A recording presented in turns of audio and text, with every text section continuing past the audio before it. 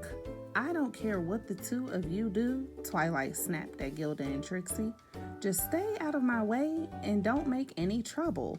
Twilight was almost to the Crystal Empire Library when she ran straight into Shiny Armor. Twilight? I thought you went back to Ponyville. I did, but now I'm back again, Twilight said, shifting from hoof to hoof anxiously. She was itching to look through those books. She just knew the answer was in there somewhere. Great! You should come have lunch with me and Cadance in the castle, Shining Armor said. That's so nice, but I don't have time. Maybe tomorrow. I have to go. Talk to you later, Twilight said, cantering past him. He watched in confusion as she ran off down the street and around the corner. Normally, she was excited to see him. It was very odd behavior, especially for Twilight. Shining Armor took off toward the cat. He had to find his wife, and he had to find her fast. It was a familiar scene for Twilight sitting in an accidental fort made up of large glittery books. She hungrily flipped through the pages of one called Ancient Spells of the Crystal Empire, Volume 4. After the first 3 volumes, she had begun to feel discouraged, but she soldiered on. The Crystal Heart spell just had to be in there somewhere. Twilight, are you here? Princess Cadance called out, her voice echoing throughout the cavernous library.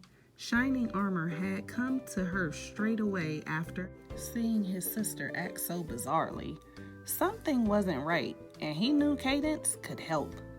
Yes, I'm in here, Twilight sighed loudly from inside her book fort. She didn't want to see Cadance right now. She felt embarrassed for not making any progress at all with the spell. Cadance peeked through a gap in the precarious towers of books. Oh dear, Twilight, Cadance shook her head. It's just as I suspected. What is, Twilight whined. Me being as big of a failure as I am? A pony with no leadership skills whatsoever? Twilight hung her head in defeat. Celestia should just go ahead and revoke my crown now. No, you're not a failure, Cadance said.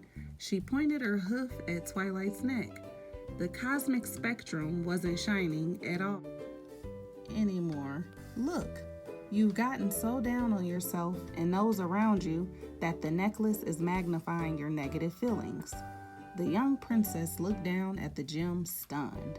I didn't even notice that the necklace had changed. Twilight suddenly thought of all her friends back in Ponyville. Rarity had tried to warn her about the gemstone, but Twilight had been so distracted trying to find the spell that she didn't even listen. Actually, Twilight had dismissed all of their ideas. She suddenly thought of Pinkie Pie's cake day, Applejack's family dinner time, Rainbow Dash's Pegasus Royal Guard, Fluttershy's baby animal sanctuary, and Rarity's kingdom fashions. The ideas didn't seem so bad. Now, her friends were only trying to help her, like she'd asked them to. And how did she thank them? By ignoring them and thinking only of herself. Oh, Cadance, I've been so horrible to my friends, Twilight said, standing up. Several nearby books toppled over like a set of building blocks. All I have been doing is thinking about what I want and not listening to any pony else's ideas. The necklace began to glow dimly.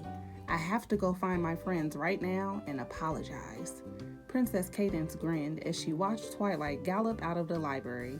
She knew Twilight was on the right track again.